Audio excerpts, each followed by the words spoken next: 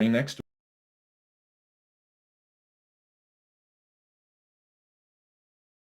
tools. Right now, you'll see no. All right, so those were our two budgeting updates. We've got three categories left. We've got accounting. Hang on, we're almost there to the layered intelligence, and then we have maintenance. So a couple more accounting updates, and this is not just for accountants. This first one is for everyone. I want you to pay attention and be sure that you all understand what this update is. So coming on over here, when you go to a resident profile starting next week, currently this is what you see. You see a post month, you see a date, and you see created on. We're adding in a new column. If this new column is not useful to you, that's totally fine. You don't need to do anything with it. If you live in an area, there are areas of the US where you have to remain compliant with certain things. This is for you. You'll know that this is for you.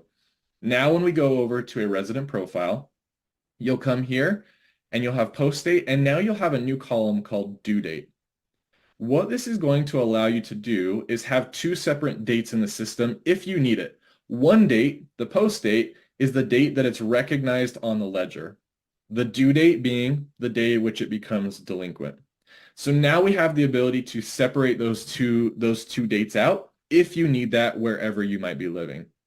If you want to make an edit to that due date, you can do it two ways. You can do it individually here on the ledger by clicking on the charge and then clicking the edit icon right here and editing that due date. You can also do this in bulk from a bulk tool. So I'm actually going to close out of here. We're going to go to residents and charges. Then we're going to go over here to our tools section and we're going to go to bulk update due date. So we can do it from individually from the resident ledger, or we can do it in bulk from this tool.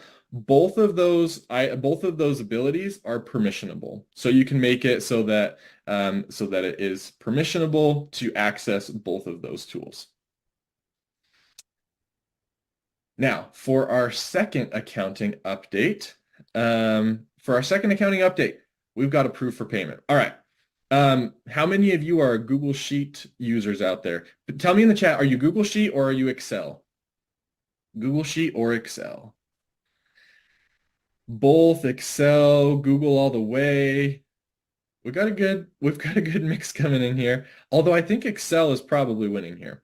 Now, regardless of which one you use, I think we can all agree on a couple things. You know, when you have a big sheet and you're scrolling and that top bar, you haven't frozen it and now you have to scroll all the way back to the top to see what the headers are. Do you know what I'm talking about? Isn't it way better when that top bar is frozen so that just follows you along as you're going? Yeah, exactly. So annoying. It's so much better. It is a huge pet peeve of mine. I always go and freeze that top bar. So with that in mind, we're releasing a kind of a similar update here. So currently, if I go in here to approve for payment, and let's add in our properties here, you will see right here that if I scroll, that top bar doesn't follow. So then I have to scroll back to the top to see that. I even have to scroll back to the top to approve for payment. Another one of those little updates that maybe isn't the end of the world, but we can make it way better. So now I'm going to come here. I'm going to go to approve for payment, select my old properties here.